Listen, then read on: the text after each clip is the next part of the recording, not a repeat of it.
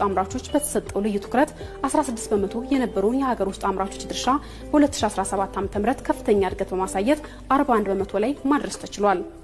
ይህም ከውጭ የሚገባውን መድኃኒት በሀገር ውስጥ ምርት ለመተካት ትልቅ እርምጃ ያስኬደ ሆኗል። ሶስት መሰረታዊ ጉዳዮች አሉ ሀገር ሁልጊዜም ቢሆን ማምረት የሚገባት። አንደኛው ምግብ ነው። በቂ ምግብ የማያመርት ሀገር፣ ራሱን የማይመገብ ሀገር ለማንኛውም አደጋ የተጋለጠ ነው። ሁለተኛው ልብስ ነው። ሶስተኛው መድኃኒት ነው።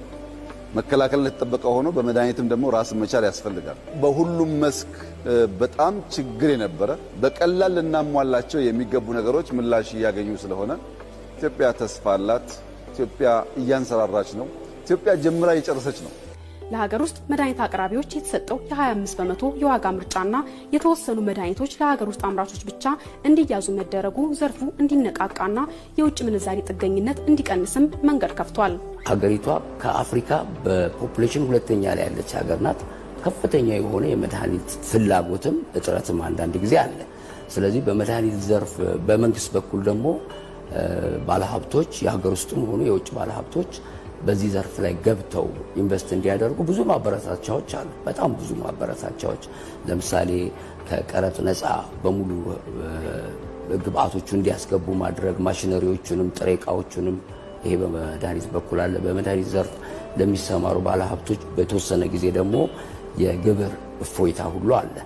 ኢትዮጵያ ከሚያስፈልጋት መድኃኒት መካከል 41 በመቶ የሚሆነውን እዚህ ሀገር ውስጥ መመረታቸው የውጭ ምንዛሬን ከማዳን ባለፈ የብሔራዊ ጤና ዋስትናን ለማረጋገጥ ትልቅ አቅም በመሆኑ አምራቾች ትኩረት ሰጥተው እንዲሰሩበትም አስችሏል።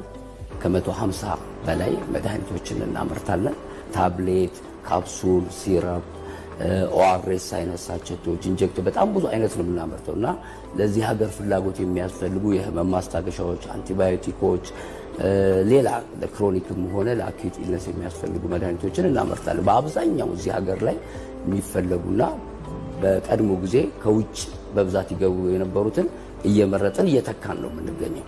ወደፊትም ደግሞ አዲስ ፕሮግራም አለን በፋብሪካችን ላይ እየሰራ ነው ያለው። ኒው ፎርሙሌሽን ብለን አዳዲስ ፎርሙሌሽን በተለይ ዋጋቸው በጣም ውድ የሆኑ እዚህ ሀገር በብዛት የሚፈለጉ እነሱን የመተካት ስራ እየሰራን ነው፣ እየተሳካልንም ነው። በኢትዮጵያ የሕክምናና የመድኃኒት አምራች ዘርፍ ላይ የተሰጠው ትኩረት ከፍተኛ የውጭ ምንዛሬን ማዳን የቻለ ነው።